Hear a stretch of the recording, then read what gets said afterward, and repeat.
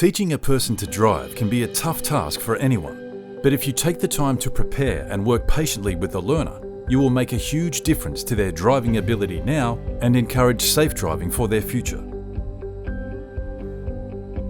As a supervisory driver, you must have a current full Australian car licence with no periods of licence suspension or disqualification in the past 2 years. Make sure to brush up on the road rules for your own safety and that of the learner. The Supervisory Driver Handbook lists current speed limits for L1 and L2 learners. You must read this book to understand your obligations and restrictions for both you and the learner. Assess the learner's driving skills and experience. Ask yourself 3 questions before each lesson. What skills do they already have? What needs to be revised or improved? And what do they need to learn next?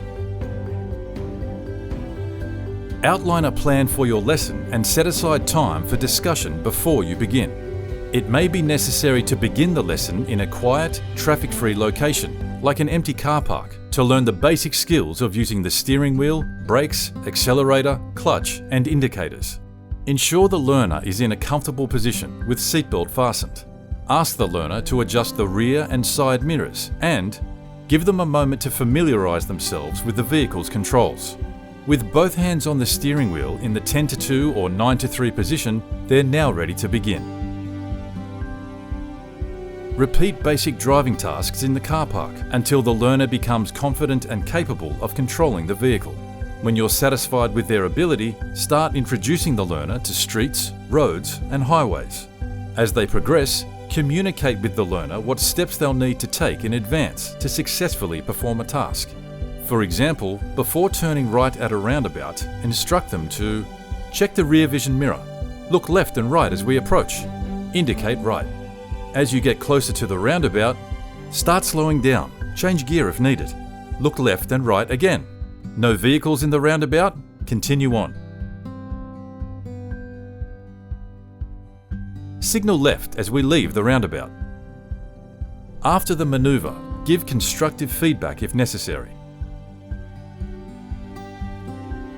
Now that the learner is getting more confident on the road, it's time to practice more advanced skills, such as hill starts, parallel reverse parking, as well as performing 3-point turns and U-turns, including when and where it is safe to do so.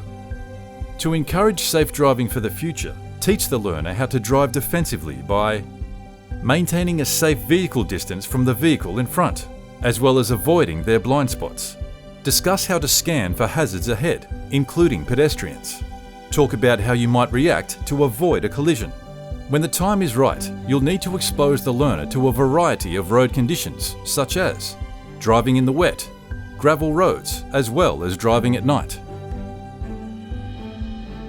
Keep a check on your speed, making sure you're not holding up traffic.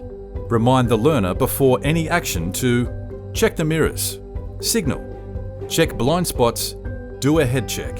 Other safety tips include making sure the learner uses an appropriate gear when travelling downhill, brakes before corners, especially on gravel roads, and does a visual head check left and right before entering intersections.